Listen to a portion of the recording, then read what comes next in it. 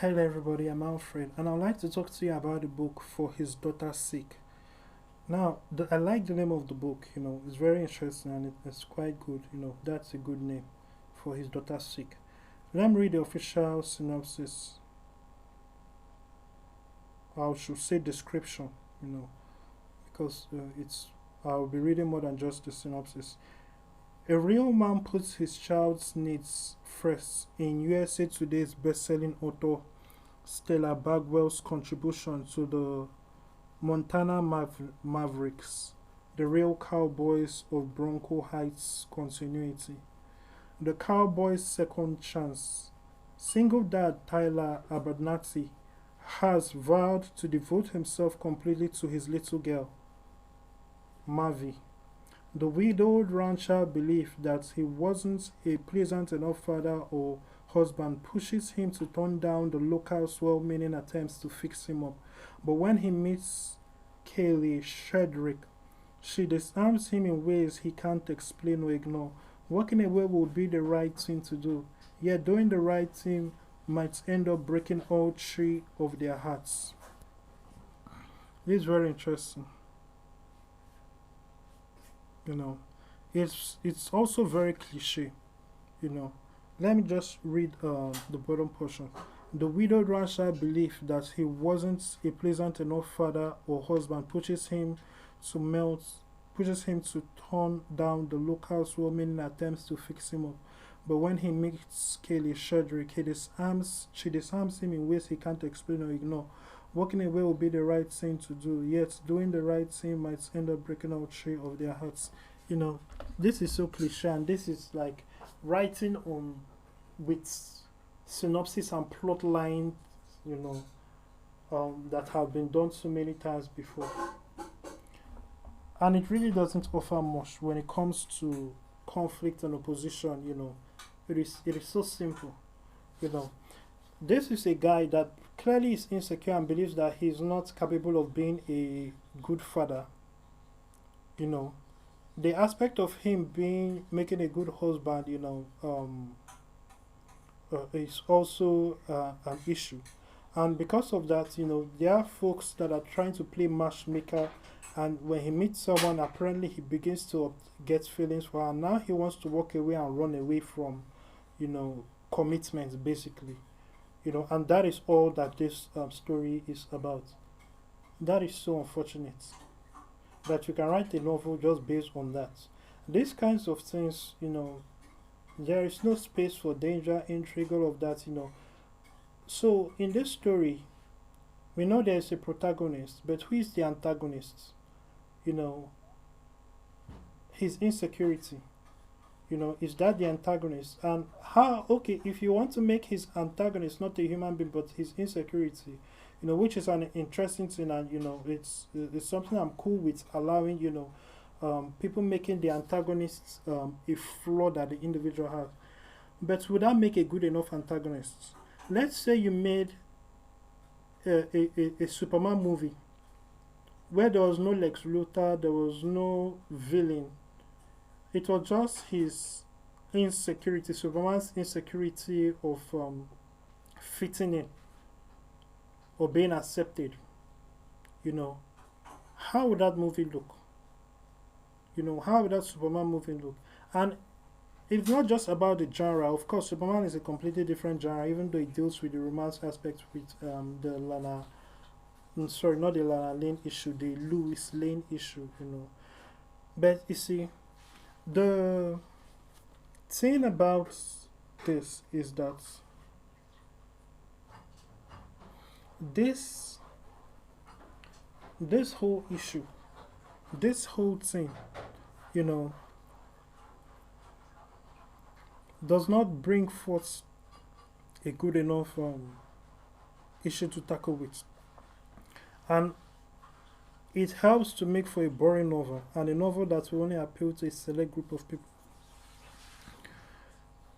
If there was more intrigue to it, and if you want to do something where no one is trying to kill anybody, you still have to understand that you must add much to it that will deliver the danger, risk, um, put people at the edge of their seat on every page, because there's a way that you can sell people on an idea of what um,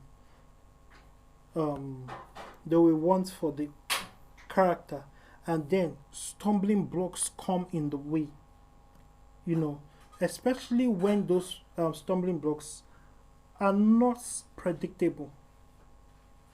They are not obvious, they are not cliche, but they are organic, or it will seem to be organic. It makes sense. You know, the more you throw that into the mix of the story and the advancement of the plot, the series of events, the chain reaction from cause and effects, that really helped to build a solid story. But this is, from the synopsis alone, if your synopsis doesn't drag people to read the book or curious about the book, that in itself is bad. Then you are just relying on established audiences for the genre and for the marketing ability of the company that publishes the book to actually be the wings that your book flies on. And that is unfortunate. There's not much to be said about, this. This is just a guy struggling with insecurities. That is what this book is about, And also, what is the thing that actually made him realize that Carly Shedrick was a good fit? Is it like all the other novels just based on a sexual experience? Then he wants to, consider building a life on that. So there are so many things that could be dealt with. And of course, since this book is written by a female, there are a lot of things from a man's perspective that should be dealt with that I know that it will not be dealt with. I'm 100% certain that it will not be dealt with. But a man's perspective is more needed because it is about a man and his insecurities. So there's a lot of things to be explored. And I know that if those things are explored, it will no longer be a book for women. Because a lot of women would not want to pick it up and read about certain honesties. Because it will bring out a lot of flaws that from that man's perspective he sees in women.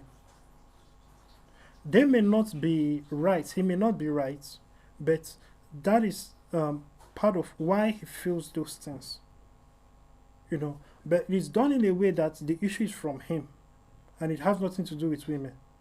And of course this is a book by women written for women, and a woman of a certain age.